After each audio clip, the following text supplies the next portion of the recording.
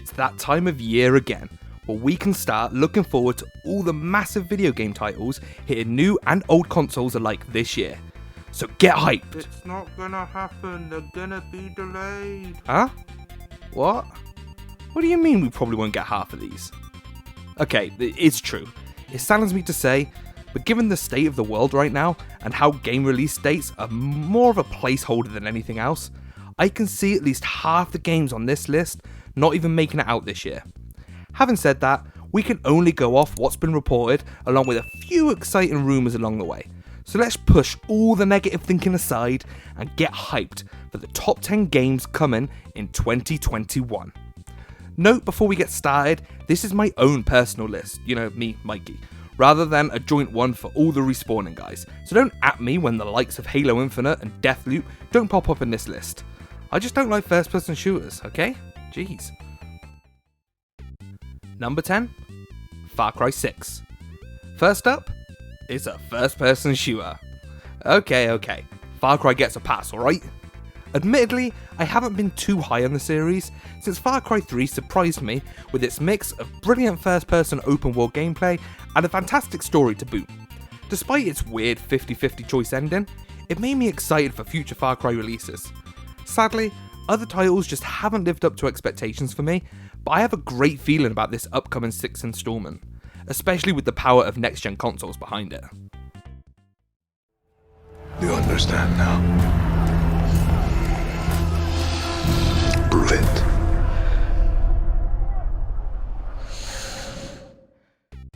Number 9, Ratchet & Clank Rift Apart. Speaking of next-gen consoles, Ratchet & Clank Rift Apart looks to push the new PS5 close to its limits in its early days. 100% exclusive to PS5 due to the need for instant load times, this game is beginning to look like a must-buy for every system owner. I'm not even a huge fan of the series or platformers in general, but even I can't deny how insanely fun Rift Apart looks right now. Number 8, Returnal. Another upcoming game completely exclusive to PS5, there's a theme developing here. Returnal looks like it could be one of the surprise hits of 2021. From the developers who bought us Resogun, this third-person shooter looks to have a similar gameplay style to something like Control.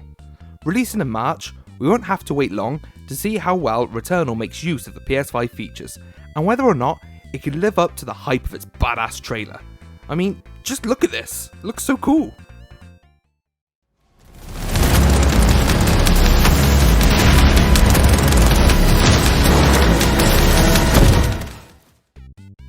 Number 7, Resident Evil Village. Stepping away from making incredible remakes in 2021, Capcom are due to release the long-awaited follow-up to the hugely successful Resident Evil 7, with Resident Evil Village. The A is in the word village. Do you see what they did there? Huh? Anyway, what makes Village so exciting is it will continue the first-person horror gameplay that worked so well in Resi 7, as well as a continuation of that very story. As it stands, Resi 8 is only scheduled for release on next-gen consoles and PC, which could point to some seriously impressive steps forward for the franchise. Number 6, Dark Pictures Anthology House of Ashes. Anybody who follows me will not even be slightly surprised to see this interactive horror drama make it into this list, given my love for the Dark Pictures Anthology so far. Sure, Man of Medan and Little Hope aren't perfect games, but they've both been fun little horror stories that I've enjoyed playing both solo and with friends over one weekend. Due to pandemic related delays last year, Little Hope ended up being pushed back from the summer to Halloween weekend, and was even better for it. I hope this becomes a trend now for Supermassive Games, and I can look forward to another spooky tale this Halloween. Maybe the curator, God I love the curator, could finally hint to how these annual scary stories relate to each other, if they do at all. Watch this space. Let me reassure you, you helped make some decisions that will be valued later on. And some that may turn out to be regrettable. Number 5, Horizon Forbidden West. The eagerly anticipated sequel to Horizon Zero Dawn is scheduled to hit both PS4 and PS5 this year, and you may be surprised to see it only just squeeze into my top 5. While truth be told, the little I played of Zero Dawn didn't blow me away, despite it being the sort of third-person action-adventure that I would usually love. The little we've seen of Forbidden West has really got me hyped though, so I'm making it my own personal mission to complete Horizon Zero Dawn before the release of its second part, so I can be fully aboard that hype train. Maybe I'll stream it. Let me know if you want that in the comments below.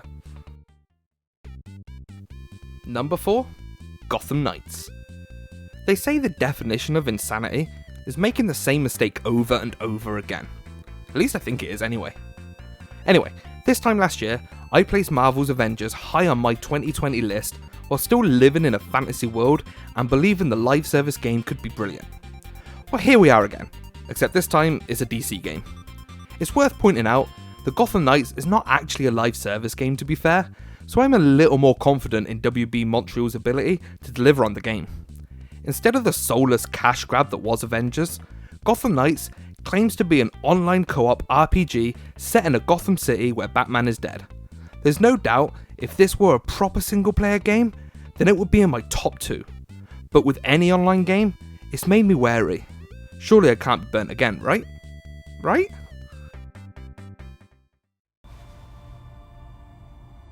If you're watching this, I'm dead. This is a code black. Number 3. Final Fantasy 16. Okay, this one is a risky entry as we don't actually have an official release date, so I may end up with egg on my face here. Reports claim we could see this gigantic JRPG anywhere between this year and 2023. It still blows my mind that a Final Fantasy game is this high up on my list.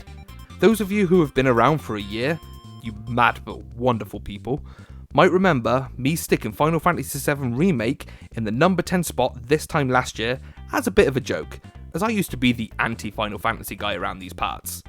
Well, that all backfired, as I ended up adoring Final Fantasy VII Remake, which led me to playing and also loving Final Fantasy 15.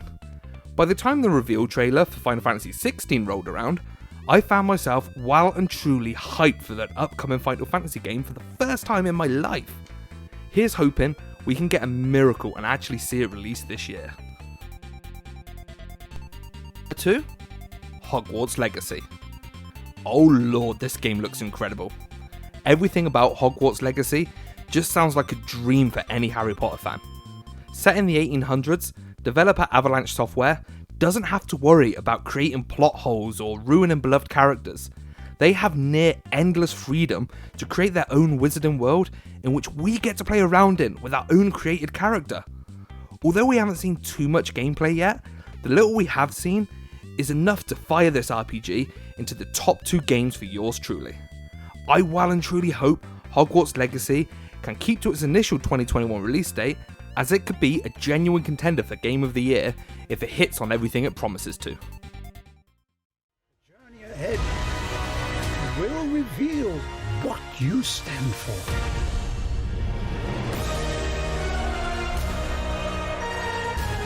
The choices you make now will define the legacy of Hogwarts. Number 1. God of War Ragnarok. As if anything else was going to take the number 1 spot here. The hyped out of this world sequel to the masterpiece that was 2018's God of War, Ragnarok was announced as part of the PS5 showcase event last year, and I've been stupidly excited ever since. However, I can't say I'm not slightly concerned about the validity of being able to play the sequel this year, as despite being told it's coming out in 2021, we haven't seen a single second of gameplay, not even a screenshot. I'm still not even convinced it'll be a proper sequel. I wouldn't be at all surprised to see Ragnarok resemble something similar to what Miles Morales was late last year, but even then, I think it'd still be my most hyped game of 2021 regardless. Speaking of Miles Morales, that game wasn't even a rumour when I made my 2020 list last year, so there's every chance a game we don't even know about yet could become one of the greatest games of the year.